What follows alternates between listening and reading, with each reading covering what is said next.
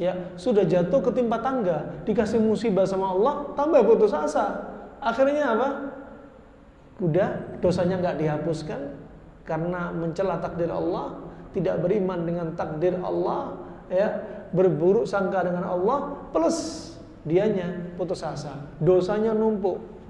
Nah, makanya penting menuntut ilmu, penting.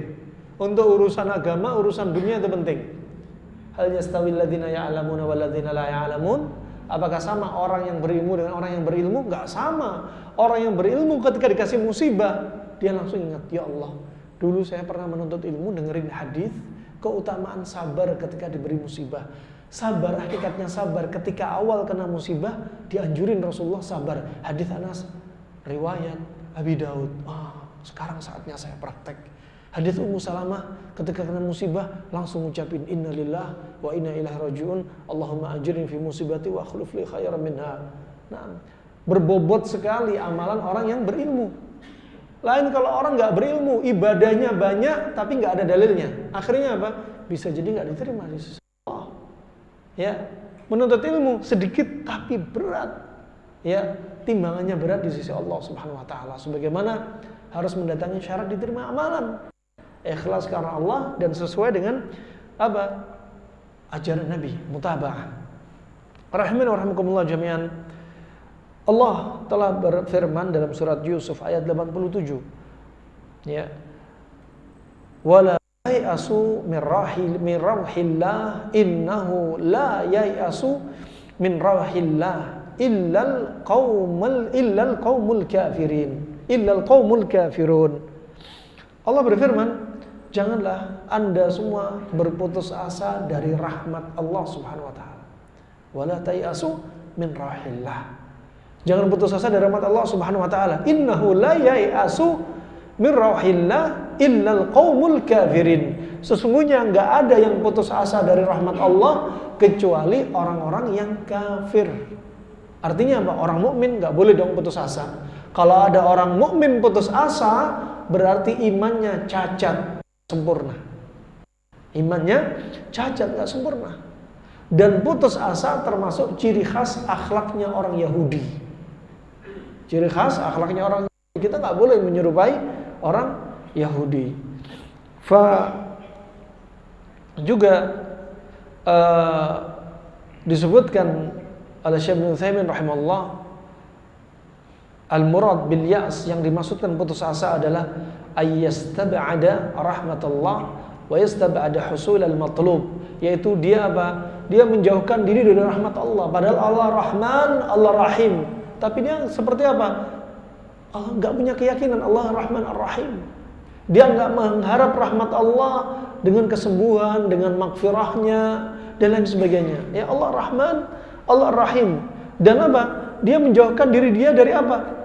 Angan-angan harapan yang dia inginkan. Ketika sakit harusnya apa? Berangan-angan Allah sembuhkan dia, tapi dia nggak punya angan-angan, nggak punya rasa harap untuk disembuhkan.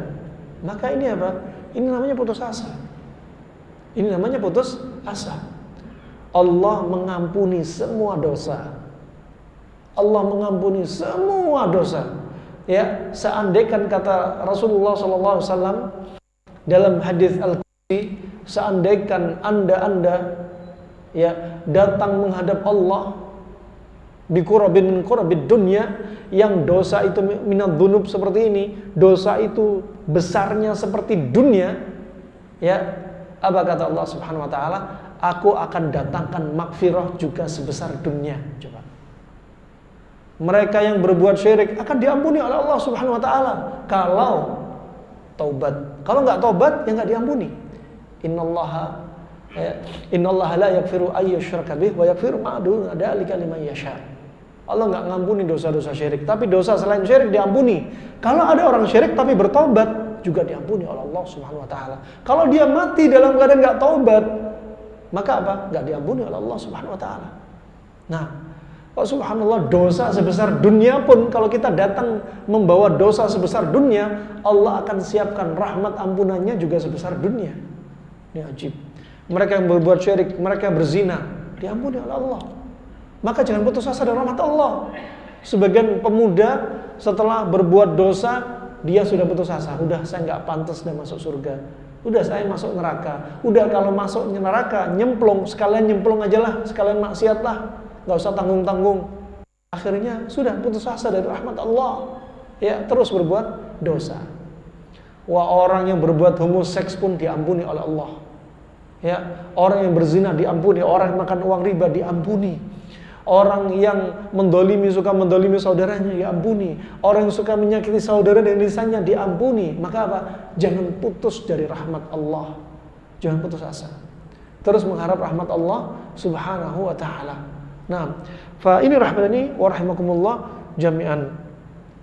Wa Allah juga berfirman dalam surat Az-Zumar, "Qul ya ibadiyalladzina asrafu ala anfusihim la taqnatu min rahmatillah, innallaha yaghfirudz dzunuba jami'a, innahu huwal azizur rahim, innahu huwal ghafurur rahim." Dalam firman-Nya, ya, Allah berkata, "Qul ya ibadi." Ya, "Qul ya ibadiyalladzina asrafu." Wahai hamba-hambaku yang mereka berlebih-lebihan. Maksudnya berlebih-lebihan apa? Yaitu berbuat kesyirikan, berbuat kezaliman, ya, atas diri mereka. Jangan putus asa dari rahmat Allah Subhanahu wa taala. Sesungguhnya Allah mengampuni semua dosa. Allah ampuni semua dosa. Ya, mau syirik, mau zina, mau homoseks, mau judi, mau makan uang riba, mau mendolimi saudaranya, mau riba, namimah, ya, menyakiti saudaranya dan lisannya, matanya yang suka jelalatan dan sebagainya, Allah ampuni. Makanya apa? Cepat. Kalau pengen tobat, cepat tobat. Orang yang menunda tobat dari waktunya butuh tobat di atas tobat. Dan syaratnya tobat ada 4. Yang pertama apa? Ikhlas. Kedua, al-azm, semangat untuk tidak mengulangi lagi. Yang ketiga, an-nadam, menyesal. Kalau tobat tapi nggak, ya, saya dulu konsumsi sabu-sabu, enak banget sabu-sabu. Coba kamu coba juga dah. Aku sudah tobat sih, tapi enak, gimana lagi? Nggak nyesel, nggak nyeselnya. Pengen kalau bisa ulangi lagi. Wah, ini tobat bukan tobat nasuha, yang dikatakan tobat sambal ya ini. Nah, wa subhanallah, syarat yang keempat adalah apa? Ayyakuna fi waqtil hajah. Tobat itu ketika sadar pengen tobat, jangan ditunda, cepat digas. Ya, raih taubat ini. Nah, jangan ditunda-tunda, karena menunda taubat apa? Butuh taubat di atas taubat, karena dia dosa menunda taubat itu. Sedangkan ajal nggak menunggu taubat kita. Baru niat taubat ditunda, ajal datang. Masallah ya. Ini rahimakumullah jami'an. Allah mengampuni semua dosa dan Allah Ghafur, Allah Ar-Rahim, ya. Allah Ghafur, Maha Pengampun, Allah juga Maha Penyayang. Kemudian rahmani wa rahimakumullah jami'an.